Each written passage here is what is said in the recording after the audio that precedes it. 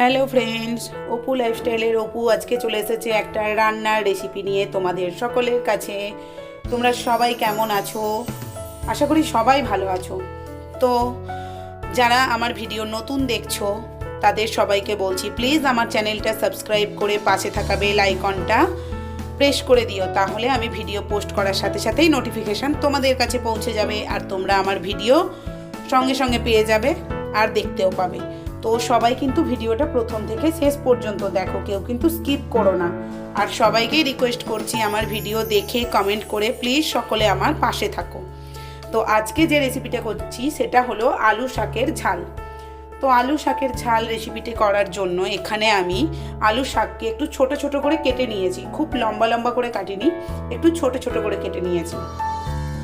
কেটে পরিষ্কার করে ধুয়ে নিয়েছি। তো এবার এটা রান্না করার জন্য কড়াইতে কিছুটা পরিমাণ আমি তেল দিয়ে দিয়েছি।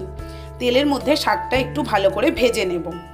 তো দেখো কড়াইতে আমি তেল দিয়ে শাকটা ভালো করে ভেজে নিচ্ছি। এরপর দেখো এখানে আমি কেটে রেখেছি আলু সরু সরু করে একটু লম্বা করে কেটে নিয়েছি। আলুটাও কেটে ধুয়ে পরিষ্কার করে এখানে রাখা আছে। যে যতটা শাক সেই পরিমাণ অনুযায়ী এখানে আলু দিতে হবে। তো দেখো শাকটা এখানে আমার তেলের মধ্যে ভাজা হয়ে গেছে। এবার এটা আমি নামিয়ে নেব। তোমরা কারা কারা কিভাবে আলু শাকের ঝাল খেয়েছো, বা কারা আলু শাক খেয়েছো, কারা খাওনি, কারা আলু শাক খেতে পছন্দ করো, সবাই কিন্তু আমাকে একটু কমেন্ট করে জানিও। তো শাকটা ভাজা হয়ে যেতে এখানে আমি একটা পাত্রে শাকটা ঢেলে নিয়েছি। এরপর আমি কড়াইতে কিছুটা পরিমাণ বড়ি ভেজে নেব। তো কড়াইতে তেল দিয়ে দেখো এখানে আমি বড়ি ভেজে নিচ্ছি। বড়িটা একটু লাল লাল করে ভেজে তুলে নেব। তো বড়ি ভাজা হয়ে গেছে। আবার আমি কড়াইতে পরিমাণ মতো তেল দিয়ে এর মধ্যে দিয়ে দিচ্ছি কেটে রাখা পেঁয়াজ। তো পেঁয়াজটা তেলের মধ্যে একটু ভালো করে ভেজে নেব আগে। তোমরা ভিডিওটা কিন্তু সকলে প্রথম থেকে শেষ পর্যন্ত দেখো, আর সবাই কিন্তু কমেন্ট করে জানিও যে আমার ভিডিও কেমন লাগছে তোমাদের যদি আমার ভিডিও ভালো লেগে থাকে তাহলে আমি উৎসাহ পাবো এরকম নতুন নতুন ভিডিও নিয়ে তোমাদের কাছে আসতে। আর যদি ভিডিও তোমাদের ভালো নাও লেগে থাকে তাহলেও কিন্তু প্লিজ কমেন্ট করো, তাহলে আমি চেষ্টা করব আরও ভালো করে ভিডিও তৈরি করে তোমাদের কাছে পোস্ট করার জন্য বা তোমাদের কাছে শেয়ার করার জন্য, যাতে আমার বন্ধুদের আমার ভিডিও ভালো লাগে। তো দেখো এখানে পেঁয়াজটা আমি তেলেতে ভালো করে ভেজে নিচ্ছি। আর তোমরা সকলে কিন্তু জানাও যে আলু শাক তোমরা কিভাবে রান্না করো। অনেক রকম পদ্ধতিতে তো রান্না করা যায়, তো সেই জন্য আমি বললাম আমি আজকে একরকম পদ্ধতিতে করছি। তোমরা কিন্তু ভিডিওটা প্রথম থেকে শেষ পর্যন্ত দেখো বন্ধুরা। তো পেঁয়াজটা ভাজা হয়ে যেতে সাইডে সরিয়ে কিছুটা পরিমাণ 5 ফোড়ন আমি এর মধ্যে দিয়ে দিলাম ফোড়নের জন্য। এরপর দিয়ে দিলাম এর মধ্যে কেটে রাখা আলু। তো আলুটা দেখো কীরকমভাবে ভাজা ভাজা হয়েছে। তো আলুটা একটু ভালো করে ভাজা হয়ে গেলে এর মধ্যে দিয়ে দেব হলুদ গুঁড়ো দিয়ে আলুটা আরও কিছুক্ষণ ভালো করে ভেজে নেব। আজকে কিন্তু আলু শাকের ঝাল রেসিপিটা রান্না করা হচ্ছে কাঠের জালে। তোমরা কি লক্ষ্য করেছো সেটা? দেখো মাটির উনুনে কাঠের জালে আলু শাকের ঝাল হচ্ছে। কাঠের জালের রান্নার টেস্ট সম্পূর্ণ আলাদা হয়, বুঝেছো বন্ধুরা? যারা কাঠের জালের রান্না খেয়েছো তারা সবাই জানো যে কাঠের জালের রান্নার দারুণ টেস্ট হয় আর গ্যাসের রান্নার আলাদা রকম টেস্ট হয়। তো এর মধ্যে এবার দিয়ে দিলাম আলুটা ভালো করে ভাজা হয়ে যেতে দিয়ে দিলাম আদা রসুনের পেস্ট, দিয়ে আরও কিছুটা পরিমাণ তেল এর মধ্যে দিয়ে দিলাম। তেল দিয়ে আরও ভালো করে কিছুক্ষণ আলুটা ভালো করে ভেজে নিলাম।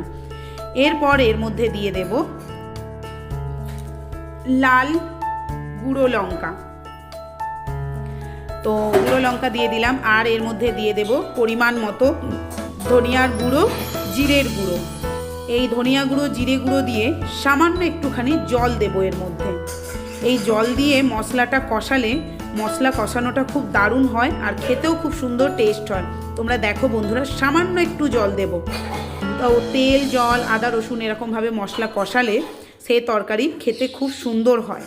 তোমরা কিন্তু কে কীরকম পদ্ধতিতে করো তো আমি জানি না, তোমরা কিন্তু আমার এই রকম পদ্ধতিতে একবার সবাই প্লিজ করে দেখো আলু শাকের ঝাল। তোমাদের সকলের ভীষণ ভালো লাগবে, সবার ভীষণ পছন্দ হবে, আমার তো মনে হয়। তো দেখো বন্ধুরা এখানে মশলাটা ভালো করে আলুর সাথে কষানো হয়ে গেছে। এরপর এর মধ্যে দিয়ে দেব ভেজে রাখা আলু শাক। তো ভেজে রাখা আলু শাকটা আমি এর মধ্যে দিয়ে দিচ্ছি। এবার আলু শাক আর আলুর সাথে যে মশলা ভাজা হয়েছে সেই মশলা ভালো করে আরও কষানো হবে বেশ কিছুক্ষণ। তোমরা দেখো সবাই, তোমরা কিন্তু প্লিজ কেউ ভিডিওটা স্কিপ করে করে দেখো না, সবাই প্রথম থেকে দেখো।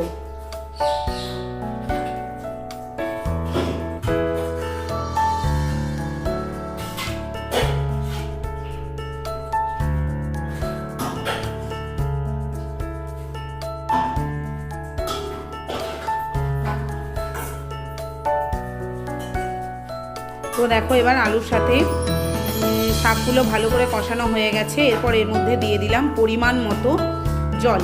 আলুটা সেদ্ধ হবে সেই রকম পরিমাণ মতো জল কিন্তু সবাই দেবে।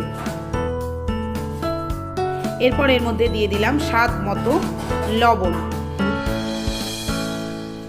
আমি দিয়ে দিচ্ছি আরও কিছুটা পরিমাণ জল এর মধ্যে।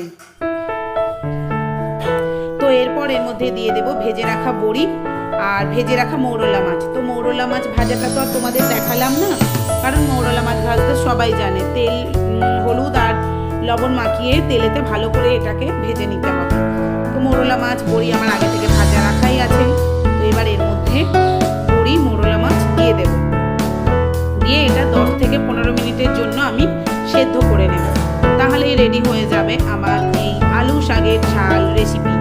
তো বন্ধুরা তোমরা কিন্তু সবাই কমেন্ট করে জানাও যে আমার ভিডিওটা তোমাদের কেমন লেগেছে। দেখো বড়ি দিয়ে দিলাম, এরপর দিয়ে দিচ্ছি মৌরলা মাছ ভাজা।